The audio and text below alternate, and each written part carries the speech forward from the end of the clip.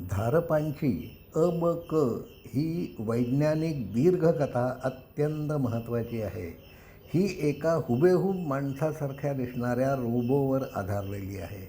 कथानकाचा नायक अनिल बळवंत कर्वे नावाचा एक रोबोट आहे. हा रोबोट मानवात मिसळून हजारो वर्षे पृथ्वीवर नांदत आहे.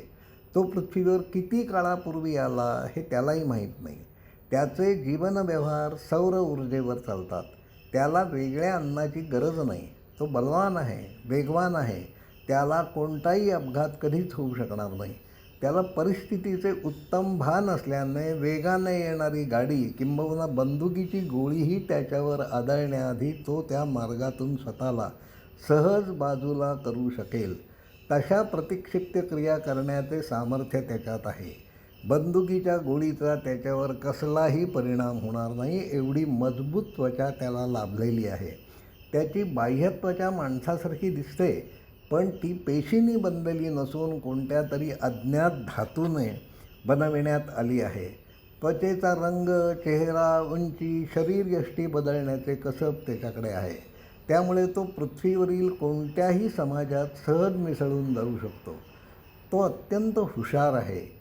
विज्ञान युगातील मानवाने ज्या क्षेत्रात प्रगती केली आहे त्या प्रत्येक क्षेत्राची अचूक माहिती त्याला आहे. पृथ्वीवरील कोणतीही भाषा तो अविश्वसनीय अशा वेगाने शिकू शकतो. सफाईदारपणे बोलू शकतो. ते एक यंत्र असल्याने त्याला कसल्याही भावना नाहीत, पण चेहऱ्यावर भावनांचे प्रदर्शन करणे मात्र त्याला जमते. रोबो असणाऱ्या अनिललाही तो कोण, निर्मिती मागते त्याचे प्रयोजन काय याचा शोध घ्यायचा आहे. कथानकातील हे वर्णन अविश्वसनीय असे वाटते, पण आर्टिफिशियल इंटेलिजन्सच्या आजच्या युगात हे असंभवनीय मात्र निश्चित नाही. आज नाही तरी आणखी काही हजार वर्षांनी तसा रोबो कदाचित बनवलाही जाईल. काही दिवसांपूर्वी 3I ॲटलास सूर्यमालेतील 5 ग्रहांजवळ येऊन अंतराळात निघून गेला. हे ग्रह विशिष्ट कक्षेतून भ्रमण करीत असताना दिशा न बदलता त्यांच्याजवळून जाणे हा योगायोग नव्हता. कदाचित पृथ्वीवरील एखादा महासंगणकही त्याचे अचूक गणित करू शकणार नाही. हे एक यान होते का धूमकेतू होता याविषयी आजही वैज्ञानिकांमध्ये एकमत नाही. पण त्याचे वर्तन मानवाने निर्मिलेल्या भौतिकशास्त्राच्या नियमात मात्र बसत नव्हते. 3300 अब्ज टन वजनाचे 3I ॲटलास हे धूळ ताशी 2 लाख किलोमीटरपेक्षा जास्त वेगाने पळू शकत होते.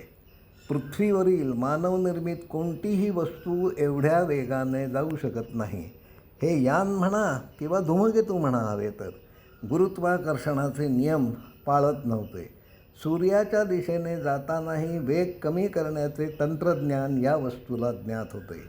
स्वतःचा वेग वाढवणेही त्याला जमत होते. याचा पिसारा आंतरतारकीय भौतिकीच्या नियमात बसत नव्हता. या अज्ञात वस्तूच्या शेपट्या अंतराळात लाखो किलोमीटर लांबीवर पसरलेल्या होत्या.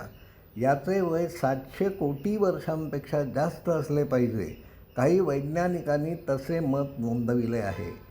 बरेच प्रयत्न करूनही 3I ॲटलासचे गूढ उलगडणे शक्य झाले नाही. किंबहुना त्यासाठी मानवाने बनवलेल्या अवकाशीय भौतिकीचे नियम बदलावे लागणार आहेत. या आंतरतारकीय वस्तूचे रहस्य वैज्ञानिक नियमांनी उलगडू शकेल असे वाटत नाही. धारपांसारखी तरल कल्पनाशक्ती असणारी व्यक्तीच त्यावर अधिक प्रकाश टाकू शकेल. धारपांचा वारसा चालविणारा लेखक घडवता येईल का? हवा तसा माणूस घडवण्याचे तंत्र अद्याप तरी साध्य झालेलं नाही.